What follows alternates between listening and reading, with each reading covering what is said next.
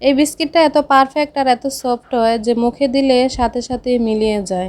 একদম বেকারির মতোই পারফেক্টভাবে তৈরি করা যায়। হ্যালো এভরিওয়ান, আসসালামু আলাইকুম। সবাই কেমন আছেন? শরীফাস লাইফস্টাইলে আপনাদেরকে স্বাগতম। তো আজকে আপনাদের সাথে শেয়ার করতে যাচ্ছি কিভাবে পারফেক্ট বিস্কিট তৈরি করা যায়। এই বিস্কিটটা আমি ঘরেই তৈরি করেছি।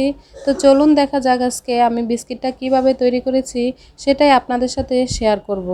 প্রথমে এখানে আমি একটি পাত্র নিয়েছি, তার মধ্যে দিয়ে দিচ্ছি হাফ কাপ সুগার পাউডার। অবশ্যই সুগার পাউডার ব্যবহার করতে হবে, আস্ত সুগার ব্যবহার করা যাবে না। তারপর দিয়ে দিচ্ছি 1.5 কাপ ময়দা, স্বাদ মতো লবণ, দিয়ে দিচ্ছি 2 চা চামচ গুঁড়া দুধ, 1 চা চামচ বেকিং পাউডার, রান্নার তেল হাফ কাপ।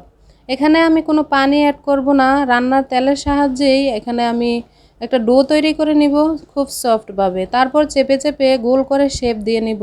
তো এখানে সবগুলি বিস্কিট আমার বানানো হয়ে গিয়েছে।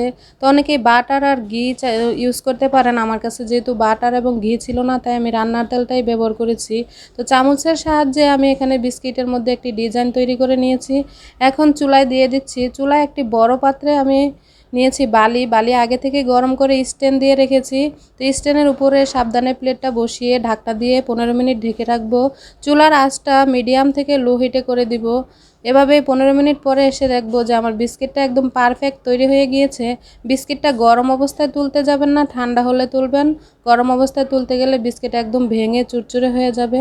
তো বিস্কিটটা অনেক সুন্দর এবং মজা হয়েছে, যা বলে বোঝাতে পারবো না। আপনারাও বাসায় ট্রাই করবেন। রেসিপিটি কেমন লেগেছে জানাবেন। ভালো লাগলে লাইক কমেন্টস শেয়ার করবেন। আজকের মতো এখানেই বিদায় নিচ্ছি। আল্লাহ হাফেজ।